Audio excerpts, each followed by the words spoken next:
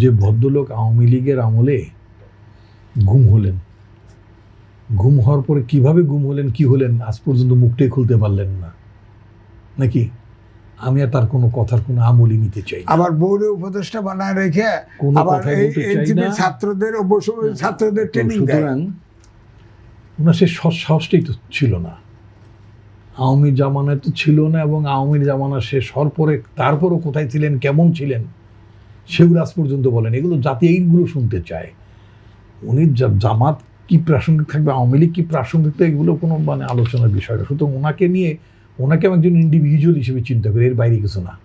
ঠিক আছে, যিনি যিনি আমি তার বক্তব্য একটু হুবহুব আপনাকে শোনাচ্ছি। তিনি বলেছেন যে দিতে চান, ওনার বক্তব্যের কোনো গুরুত্ব দিতে চায় না। কারণটা হচ্ছে কি, যে ওই যে ভদ্রলোক বললেন না যে উনি নিজে ওনার স্ত্রীকে সরকারে পাঠিয়েছেন, উপদেষ্টা আবার সরকারে পাঠিয়ে এখন হ্যাঁ বলতে পারছে ওনার স্ত্রী একটা নিজস্ব সত্তা আছে, ওনার একটা সত্তা আছে, সেই সেই হিসেবে আমি আমার কোনো ভিন্ন মত নাই। যাই হোক, তাই এই জন্য ওনার ওনাকে নিয়ে আলোচনা করা কোনো, উনি একজন ইন্ডিভিজুয়াল, উনি কথা বলতেই পারেন, এবং সে কথাকে আপনি পছন্দ করেন না করেন সেটা ভিন্ন কথা, কিন্তু ওনার একটা নিজস্ব মত থাকতেই পারে। এটাকে নিয়ে আমি কেন সময় নষ্ট করবো, দরকারই নেই নাকি? আচ্ছা, এখন আমি যে কথাটি বলতে চাই যে বাংলাদেশে একটা চমৎকার নির্বাচন হয়েছে, এবং এই নির্বাচনকে জেনে বুঝে যারা আমরা প্রশ্নবিদ্ধ করি ইনিয়ে বিনিয়ে, এবং এই যে কয়েকদিন জামাত ইসলামের আমির সাহেব বললেন, তা কাজটা কি মানে ঠিক হলো?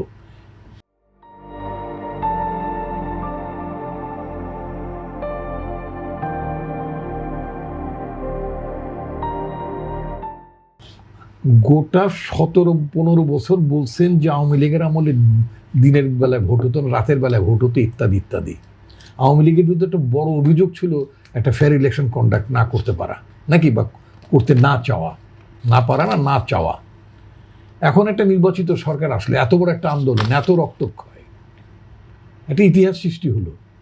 এখন যদি আপনাকে আমি আপনাকে মানে যদি বলি যে আপনি ফেয়ারলি ইলেক্টেড হন নাই, বা অমুকে ফেয়ারলি ইলেক্টেড হন নাই, জায়গায় জায়গায় যদি আপনি এত যদি স্পট যদি আপনি টেন্ট করতে থাকেন, তাহলে তো আপনার নির্বাচন তো আওয়ামী লীগ সবচেয়ে বেশি খুশি হবে। ওদের নির্বাচন খালি আমি একাই রাতের বেলা করি না, একাই 2 নম্বরই করি না, মানে অন্তর্বর্তীকালীন সরকার আমলে নির্বাচন হয়। এটা খুব সুবিবেচনা বুদ্ধিপ্রসূত অভিযোগ নয়, এবং এই ধরনের অভিযোগ আসলে জনগণের আকাঙ্ক্ষার বিরুদ্ধে যায়।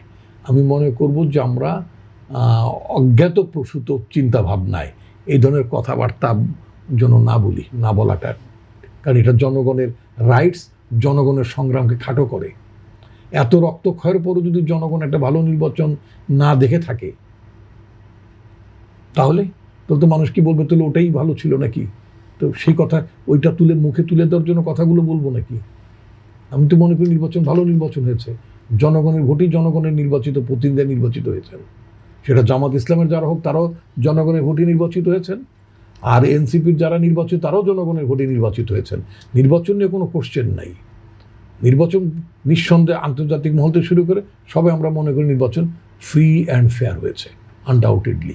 প্রফেসর মোহাম্মদ ইউনূসের অনেক সমালোচনা থাকতে পারে, মানুষের তো সমালোচনা থাকবে, নিঃসন্দেহে সমালোচনা থাকবে। উনি নিঃসন্দেহে বলতে পারতেন মুক্তিযুদ্ধের পরে যেমন সবাই চেয়েছে যে অস্ত্র ছেড়ে দিয়ে যে যার কাজে ফেরত যাবে। আওয়ামী লীগ তো একটা মানে বিপ্লবী পার্টি না, এটা তো ভিয়েতনামের কমিউনিস্ট পার্টির মতো মানে বিপ্লব করে তো ভিয়েতনাম স্বাধীন করে নাই। ইটস নট এ কম্বোডিয়া, এটা কিউবাও না। সুতরাং এই ধরনের মুক্তিযুদ্ধের পরে স্বাভাবিক ছাত্র ক্যাম্পাসে ফেরত যাবে, কর্মচারীরা তাদের কর্মক্ষেত্র যাবে, সাংবাদিকের কাজে যাবে।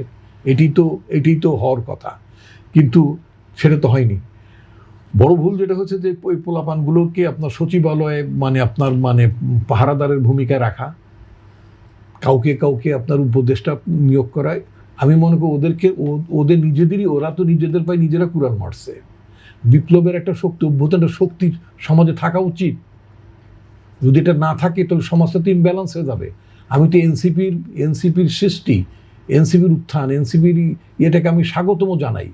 সারা জীবন আমি আর মামুরা করলে তো চলবে না, আপনার তো একটা পলিটিক্যাল পার্টিজের বিকাশ থাকতে হবে। তো আমেরিকায় ক্ষমতায় আপনার রিপাবলিকান পার্টি এবং ডেমোক্রেটিক পার্টি ঘুরে ফিরে আসলো, স্টিল আমেরিকা তো বহু রাজনৈতিক দলের উপস্থিতি এখনও আছে। Even communist party. বহুত পার্টি আছে, কিন্তু তার জন্য এনসিপিকে ধ্বংস করা নয়, এনসিপিকে মানে এই ছেলেদেরকে তুচ্ছ তাচ্ছিল্য করে, তাদের ভুল আছে, তাদের অনেক সমস্যা আছে।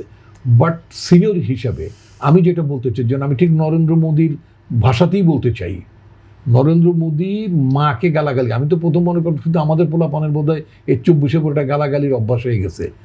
তো পরে যখন দেখলাম যে মানে কি বলে অনুপম খের বলে একজন অভিনেতা, তিনি বললেন যে ছেলেদের মানে বিয়েতে ক্ষোভ থাকবে, রাজনীতি বিরোধ থাকবে, কিন্তু প্রধানমন্ত্রীর গালাগালি করা ঠিক হয়নি।